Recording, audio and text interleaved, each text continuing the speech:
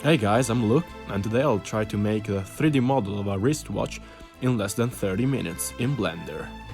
So, first things first, let's start by deleting the default cube.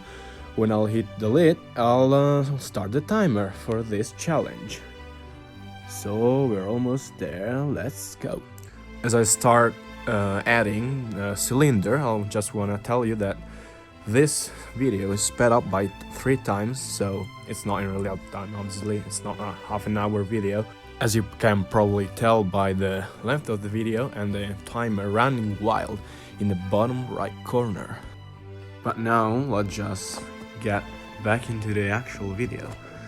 So as you can see, I'm just extruding the cylinder I created, adding some edge loops and stuff like that to make a rough wristwatch shape. I'm just making the rough shape of the body of the wristwatch, then extruding out some bits to make the little things that connect the watch to the band. Now just some little adjusting here and there, nothing too fancy, just to get the overall shape. That's the most I can do in half an hour, I guess. And just to save some more time, I'll mirror the whole thing twice so that I can work on a quarter of the watch and get the whole thing. Yeah, time saving, skills. Just kidding, basic stuff. Now I'm just trying to get a little bit of depth in the crown around the watch, extruding inwards and fighting with the mirror modifier to make it look right. Now I just added a cube to start working on the band of the watch. And then I started adjusting the thing a little bit to start getting the overall shape of the metal bits that will eventually make up the band of the watch. So right about now you'll see me start fighting to get the band right.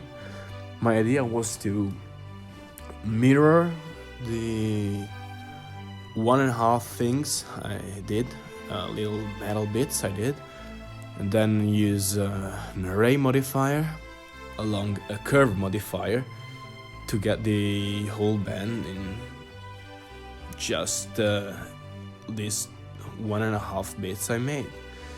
But as you'll very soon see, things didn't work out quite well in the beginning. I had to work on it for very, very long to eventually get the whole thing right. So at first I wanted to use a circle curve object to basically do the whole work for me and curve the band around, but after some playing around with settings, position and stuff like that, I just gave up.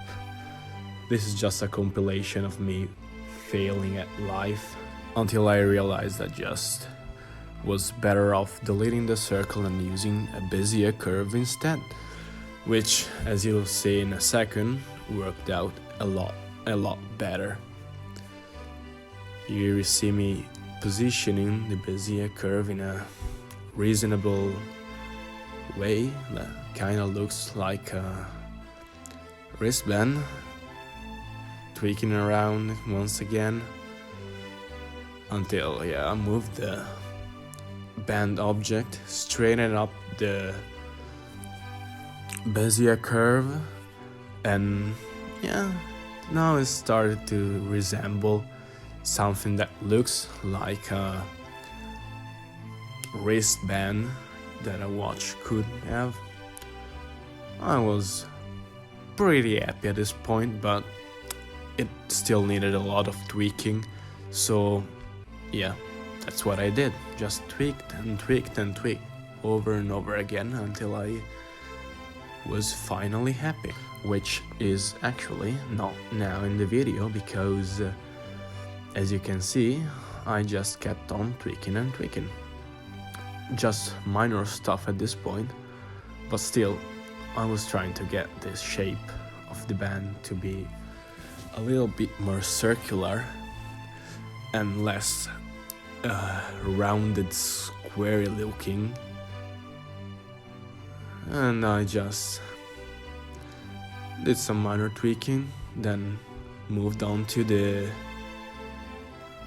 connecting parts that connect the wristband to the body of the watch, that fill in the holes that were otherwise left there.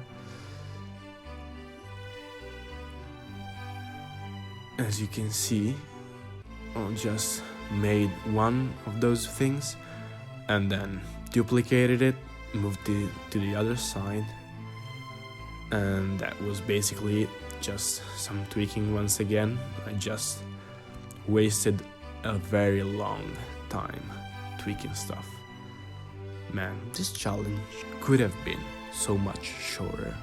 I mean, the title could have just as well be 30 minutes of tweaking a watch in 3D, but it's not. I like it the way it is. And also I should have failed attempts into that thing. As you can see here, I tried marking as sharp and then using smooth shading. That didn't work out. I'll try that again in a later video, in which I'll try to revise this 3D model and make a little bit better looking. But for now, let's just move on to the watch face, and in particular at this point the watch ends. This is the minutes end, then I'll start making the hours end, I think, right here, which is basically the exact same as the minutes end, but just a little bit shorter. Then I made the centerpiece that the ends rotate around. Then here I stopped for no reason, adding in a cube to start making the things that mark the time. I don't know what's their name, but you know, most watches have those, some don't. Those watches that don't are just stupid because you can't really read the time precisely, but hey, who am I to judge watchmakers?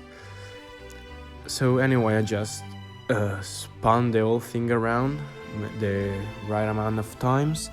Then I slightly modified the top one to mark the midday thingy. Then I tweaked the centerpiece a little bit.